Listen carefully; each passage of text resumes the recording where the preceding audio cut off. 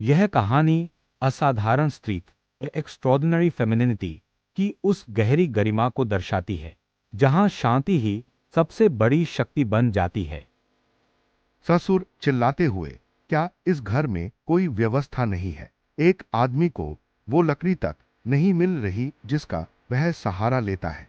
सास की ओर मुड़कर, क्या तुमने मेरी लाठी को इस कबाड़ के ढेर के नीचे दफना दिया है? सास कोई उत्तर नहीं देती, उनके कदम निशब्द हैं। वे कुर्सी की ओर बढ़ती हैं। वह बिल्कुल वही है जहां आपने उसे छोड़ा था, कॉफी टेबल के पास। ससुर नकल उतारते हुए, कॉफी टेबल के पास। मैंने देख लिया है, तुम्हें इस अव्यवस्था में आनंद मिलता है। घर को साफ रखना तुम्हारे लिए शायद बहुत बड़ा श्रम है।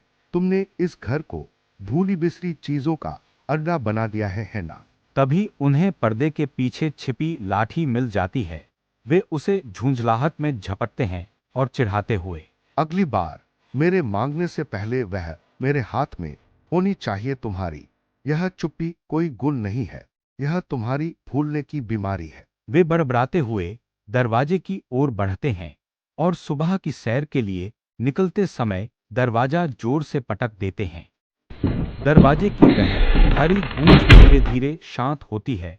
सास एक गहरी सांस लेती हैं और उनके चेहरे पर एक रहस्यमयी मुस्कान उभर आती है।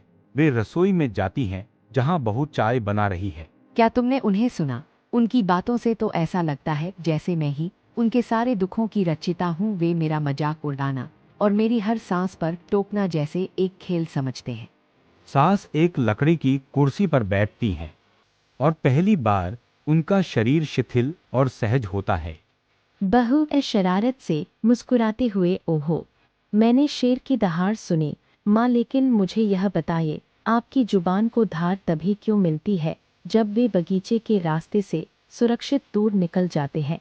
सास शांत गरिमा के साथ बच्चे, धरती को बोलने से पहले तूफान को गुजरने देना चाहिए। हवा पर चिल्लाने में कोई बड़प्पन नहीं है। बहू छेड़ते हुए, अच्छा तो अब आप अपना मुंह खोल रही हैं। अब जबकि वे आपकी सफाई सुनने के लिए बहुत दूर जा चुके हैं, आपने उन्हें युद्ध जीतने दिया ताकि आप दोपहर की शांति का आनंद ले सके। आपकी यह सहनशीलता एक चतुर मुखौटा है माँ। सास, यह मुखौटा नहीं है, यह एक नदी की गरिमा है। चट्टानें पानी की धार को काट सकती हैं, लेकिन पानी पत्थर से कहीं अधिक लंबा जीवन जीता है। उन्हें अपना शोर मचाने दो, मैं अपनी चाय का आनंद लूंगी। बहू मुस्कुराते हुए कप में चाय डालती हैं और उसे मेज पर सरका देती हैं। बहू, तो फिर जल्दी पी लीजिए शांत देवी, इससे पहले कि वह पत्थर लुढ़क कर वापस घर आ जाए। चाय से उठती भाप के घुमावों को देखते हुए बहू ने अपनी सास के चेहरे को निहारा। शांति का वह परिदृश्य जिसे कोई तूफान नहीं मिटा सकता था।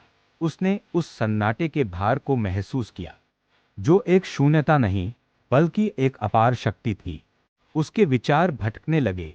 वह उन दीवारों की नींव पर सवाल उठाने लगी, इस घर पर वास्तव में किसका शासन था? क्या वह ससुर का दहाड़ता हुआ पुरुषत्व था, जिसकी अपनी मांगे, भारी कदम और केंद्र में रहने की जिद थी, या वह सास का असाधारण स्त्रीत्व था, एक तरल शक्ति जो बाधाओं से टकराती नहीं बल्कि उनके बगल से रास्ता बनाकर निकल जाती है? बहू को एहसास हुआ कि भले ही ससुर ने अपनी आवाज से हवा पर दावा किया हो, लेकिन उनके पैरों के नीचे की जमीन की मालकिन सास ही थी। वे क्षण के स्वामी थे, लेकिन वह पूरे वातावरण की स्वामिनी। उसे आश्चर्य हुआ कि क्या उसकी अपनी पीढ़ी इस प्राचीन कला को खोती जा रही है, एक ऐसी दुनिया में जहां हर अपमान का जवाब देना और हर आवाज का बुलंद होना जरूरी माना जाता है। क्या उद्देश्यपूर्ण धैर्य की कला भुलाई जा रही है?